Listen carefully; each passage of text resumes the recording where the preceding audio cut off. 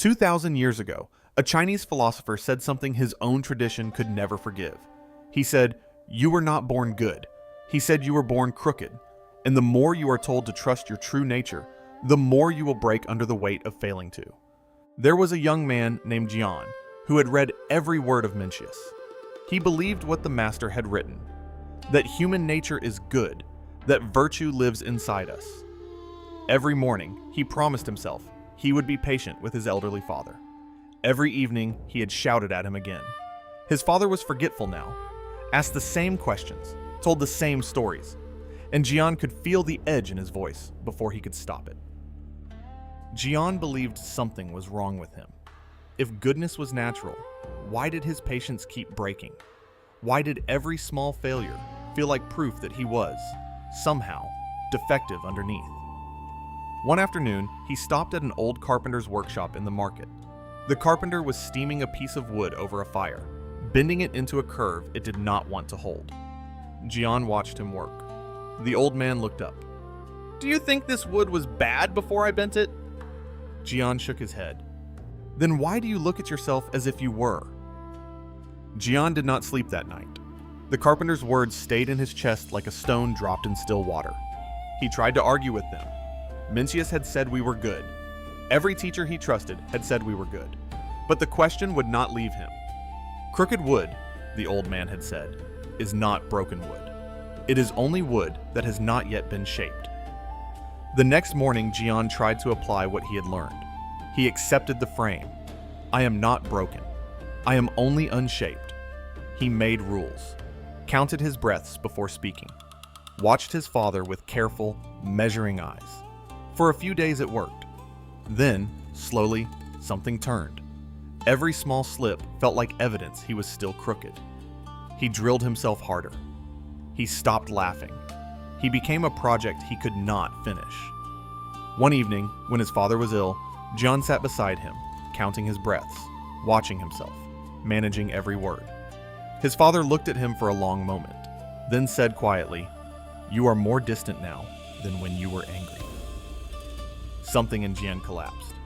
This is what the philosopher Xunzi understood about human nature. He wrote that human nature is Xìng, crooked, unshaped, inclined toward its own comfort. His own tradition nearly buried him for saying it. They preferred the softer teaching, that we are good underneath. But Xunzi never said we were broken. He said we were like wood, and wood is not ashamed of being wood. The work of shaping ourselves, what he called way, deliberate effort, was not repair. It was only the ordinary work of being human. A carpenter does not hate the wood for being wood. John had taken the teaching and turned it into a weapon against himself. That was the mistake. He returned to the carpenter's shop the next day. He watched the old man work again. He was humming this time, unhurried, not fixing the wood, only shaping it, as if it was always going to take this long, as if there was nothing to prove. That night, Jian sat with his father. He did not count his breaths. He did not manage himself. His father asked the same question twice, and Jian let him. He lost patience once, softly, and let it pass. His father smiled a little. Jian passed him tea. Months turned. Jian still failed sometimes.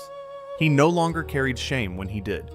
He shaped himself the way the carpenter shaped wood, unhurried, unashamed, patient with a thing that was only ever going to take a lifetime. One evening, his father said, "You are calmer now." Jian did not answer. He passed the tea. You were never supposed to be naturally good. The shaping is not a sign something is wrong with you. It is the whole point of being human. And the moment you stop treating yourself as broken, the weight you have been carrying begins to lift. 1. Notice one thing you have been trying to fix about yourself, and pause. 2. Sit with someone you have been managing yourself around, and watch them instead. 3.